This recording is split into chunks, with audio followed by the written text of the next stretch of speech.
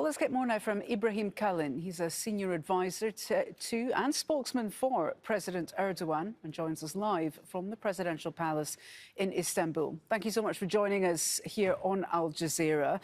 Just explain to us more, why does Turkey not want a diplomatic solution to this crisis? No, we support a diplomatic solution, and we call on the Minsk group actually to come up with a timetable, with a new proposal that is actionable, that has specific guidelines to end the current round of hostilities, but also, more importantly, to find a way to end the occupation of Azeri lands by Armenia. That has been the root cause of this problem. The Minsk group, which was established almost 30 years ago, has done very little, in fact, to bring an end to this frozen conflict in the Southern Caucasus. At its time, really to come up with a new proposal, new roadmap. That's what the Azeris have been demanding. That's what we've been supporting.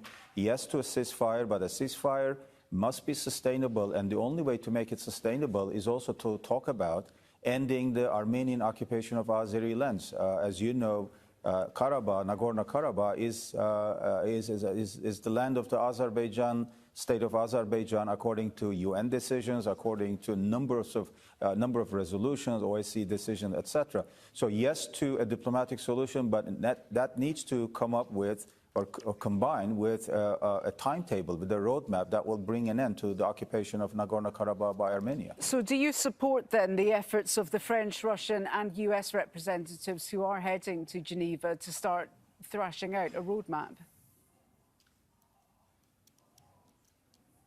If they're calling only for a ceasefire, working just on a ceasefire, it will be nothing more than a repeat of what went on over the last 30 years or so.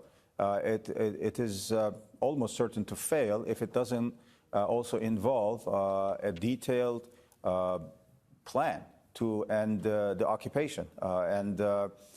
Yes, we want this clashes to come to an end. We don't want any civilians or others to be hurt in this conflict. Too many people have already lost their lives. More than 1 million Azeri people had to flee Nagorno-Karabakh in the 1990s when Armenia occupied this part of Azerbaijan. Yes, we want an end to all of this, human suffering, the fighting, this conflict in the Southern Caucasus. But if the Minsk group is to be credible, and if they are going to claim any political and moral authority at this point to bring an end to this conflict, they must also start a serious work on ending the occupation. What's Turkey's role here? Why exactly is Turkey taking such a strong position in this particular conflict? Well, for two reasons. Southern Caucasus, what happens there, of course, is of direct concern to us. It affects, our borders. It affects our region, our relationship with Azerbaijan, with Georgia, and the larger Caucasus region. That's number one. Number two, we have a very special relationship with Azerbaijan. We call ourselves one nation, two states. And we have a long-standing military agreement with Azerbaijan, in addition to many other cultural, economic, political, diplomatic agreements with Azerbaijan. And we would like to see an end to this occupation of Azeri lands. Well, you keep saying this is an occupation. We feel strongly also about this, because we believe... I'm sorry to cut you off there. You keep saying this is an occupation, but these people have been living there. This predates 1994, predates the late 80s. These people have been living there. Generations have been living there for decades. You could argue this goes back to the Soviet days in the USSR. I think you're referring to the Armenian population of Nagorno-Karabakh. That's a fact that they've been living there together with the Azeris for many decades under the Soviet Republic rule. That is true. And the Azeris have always said that, once Nagorno-Karabakh is liberated, those Armenians who live there will live under, just like, any other citizens. They will be entitled to their rights. They will have their freedom of religion, culture, identity, and so on and so forth. Yes, it is occupation according to all the UN resolutions, just like the Israeli occupation of the Palestinian lands. There is no legal or political debate about that. It's a fact. So is Turkey going to stay involved in this until the Armenians leave the region of Nagorno-Karabakh until Armenians pull out completely, pull all their citizens who've been living there for decades. Is that your dividing line? Turkey stays engaged in this fight until that happens? No, well, no one has called for civilian Armenians to leave Nagorno-Karabakh. If once, in fact, once Nagorno-Karabakh is liberated and becomes part of Azerbaijan, again, those who live there, Armenian citizens, I mean, of course, they will be allowed. They will have the rights to stay there because they've been living there for many years. As I said, in the past, before the Armenian occupation, the Azeris and the Armenians were living together.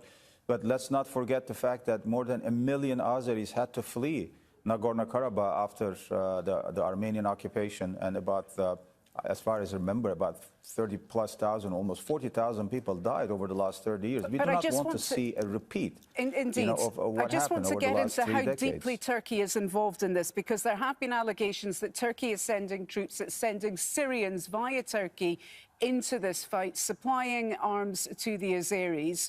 It appears that Turkey is very, very invested in this at a time when you're already fighting with NATO members and disputes with NATO members in the Eastern Mediterranean, getting involved in Libya. Now it appears there is a third front there happening in the Caucasus.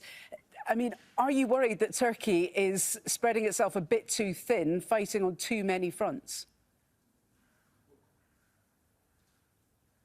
But first of all, there is no evidence of the so-called Syrian fighters going to Azerbaijan or facilitated by us. But there is evidence of Lebanese-Armenian individuals, I guess, or militia, going there. I mean, they're posing before cameras and calling openly, for a holy war or something against the Azeris. Well, the French president and the Syrian president say that's not the case. Nonsensical. But the French president and the Syrian president have said there are Syrians being sent to... they are. Can you take...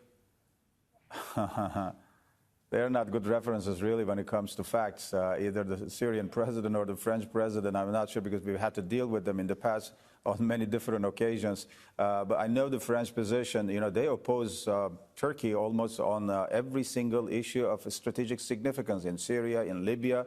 And we believe France is on the wrong side of history. I mean, in Syria, France supports members of PKK, which is a terrorist organization, listed as a terrorist organization in the EU, in France, and other places. In Libya, France supports Haftar, who is supported by Russia, and France is a NATO member. I don't know how it reconciles this with, with being a member of NATO and talking about the security and safety of the southern flank of NATO in North Africa. Etc. So, I mean, they're all complicated issues there.